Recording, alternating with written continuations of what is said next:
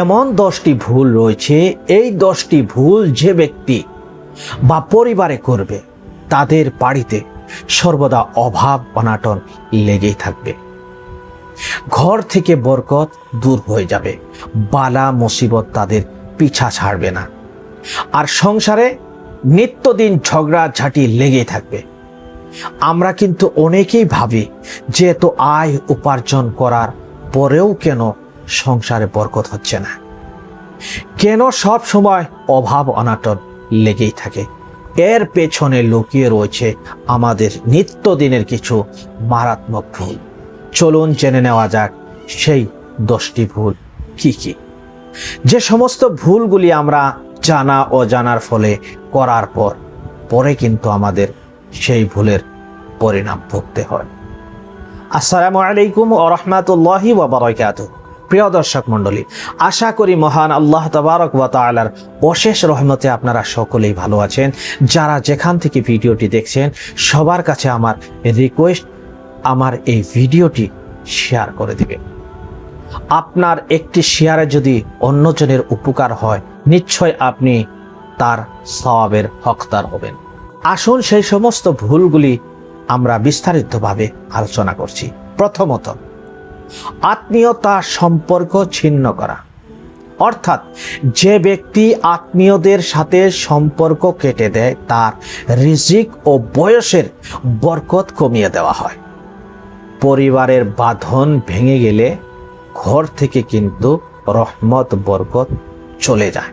2, অপব্যয় এবং অপ্রয়োজনীয় খরচ করা, আয়ের চেয়ে বেশি বা অহেতুক কাজে টাকা ওড়ানো বরকত নষ্টের অন্যতম বড় কারণ। নম্বর 4, সব সময় অভাবের অভিযোগ করা, আল্লাহর দেওয়া অবস্থায় সন্তুষ্ট না হয়ে সব সময় নাই নাই জপলে সত্যি সত্যি অভাব স্থায়ী হয়ে যায়। নম্বর 5, ঘরে আল্লাহর জিকির ও কোরআন তিলাওয়াত না থাকা। যে ঘরে কোরআন তিলাওয়াত ও আল্লাহর জিকির থেকে খালি হয় সেই ঘরে শয়তানের আখড়ায় পরিণত হয়, আর শয়তান যেখানে থাকে সেখানে অশান্তি ও অভাব অবধারিত। ফজরের সালাত ছেড়ে দেওয়া ও সকালে ঘুমানো, সকালবেলা রিজিকের বরকত বন্টন করা হয়। যে ঘরে ফজরের নামাজ না পড়ে সকালের বরকতময় সময় ঘুমিয়ে কাটানো হয় সেই ঘরের বরকত উঠে যায়। নম্বর 7, মা বাবা বা স্ত্রীর সাথে খারাপ ব্যবহার করা, পিতামাতার অসন্তুষ্টি এবং ঘরে অহেতুক স্ত্রী বা পরিবারের মানুষের সাথে গালিগালাজ ও ঝগড়াঝাটি করলে রহমতের ফেরেশতা ঘর থেকে চলে যান।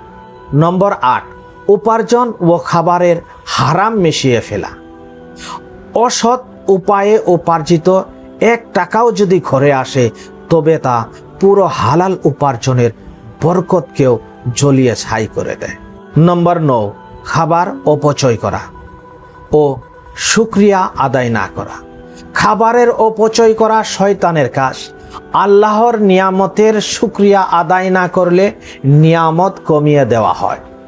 এবং 10 নম্বর, অপবিত্র অবস্থায় থাকা, অর্থাৎ কোনো ব্যক্তি যদি নিজের বাড়িতে বেশিরভাগ সময় অপবিত্র নাইবা গোসল ফরজ হওয়া অবস্থায় সে ব্যক্তি গোসল না আদায় করে বেশিরভাগ সময় বাড়িতে কাটায় বা ঘোরাফেরা করে, এর কারণে আল্লাহ তাআলা তাদের বাড়ি থেকে কি করেন, রহমত বরকত দূর করে দেন, অভাব অনাটন চলে আসে, আর বালা মুসিবত চেপে আসে, আর শয়তান খুশি হয়ে যায়।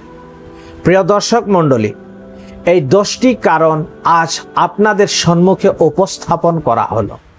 আশা করি এই 10টি কারণ আপনারা ভালোভাবে বুঝেছেন, আর এই 10টি কর্ম থেকে যাতে আমরা সকলেই বাঁচতে পারি, যাতে আমাদের ঘর থেকে অভাব অনাটন দূর হয়ে যায়, আমাদের ঘরে যেন বরকত আসে, আমাদের ঘর থেকে যেন বালা মুসিবতগুলি দূর হয়ে যায়।